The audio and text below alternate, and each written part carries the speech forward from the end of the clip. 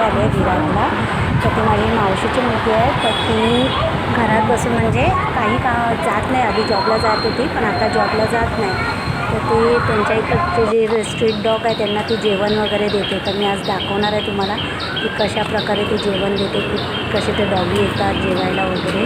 तर तिने आता जेवण वगैरे भरलं आहे आणि निघाली आहे. आता ती हे बघा, हे एक एक कुत्रे तिच्या मागून येतात. रोज ती जेवण घालते त्या कुत्र्यांना आणि 1-2 फेऱ्या 3 फेऱ्या तर असतातच दिवसातून. आता प्रत्येक कुत्र्याला एक एक पिशवी देणार आणि तिकडनं मग टर्न मारून येणार, तेव्हा ते हे उरलेल्या पिशव्या परत ती उचलून ते डिस्पोजल करते. ते कुत्री पण वाट बघत असतात. एखाद्या दिवशी ती आजारी असेल तर ती कुत्र्यांना जेवण देत नाही, तर ती कुत्री तिची वाट बघत राहतात. अशा प्रकारे सगळी कुत्री एकदम खुश होतात जेव्हा ती येते जेवण द्यायला.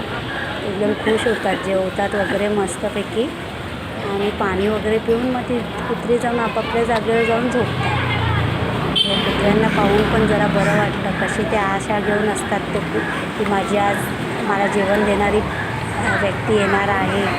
तर तिला बघितल्या शेपूट हलवत जिकडून लांब असतील तिकडनं तिला बघितल्याबरोबर धावत येतात ती कुत्री.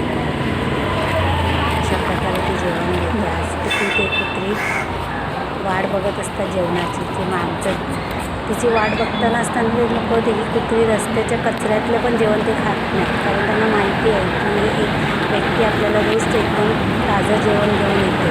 म्हणून ती कुत्री हिचं जेवण खाली तर आपल्या जागेवर जाऊन झोपतात.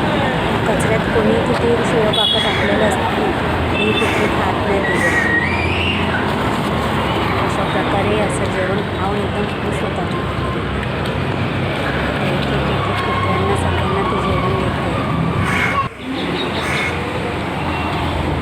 सगळं मस्तपैकी जेवले वगैरे कुत्रे ते जातील आपापल्या जागेवर. कोण कोणाच्या पिशवीतलं घेत पण नाही, सगळ्यांना आपापल्या पिशव्या माहिती असतात. आणि अशा प्रकारे मग मस्ती करणार, तिच्यासोबत हात मिळवणार. आणि जी कुत्री फ्रेंडली असतात ना ते लोकांना कळून येतं की ती शेपूट हलवायला लागली म्हणजे त्यांना पण कळतं या समोरचा व्यक्ती आपल्याला काही मारायला आला नाही, आपल्याला प्रेम करायला आला. एकदा का कुत्र्यांना जेवण दिलं ना की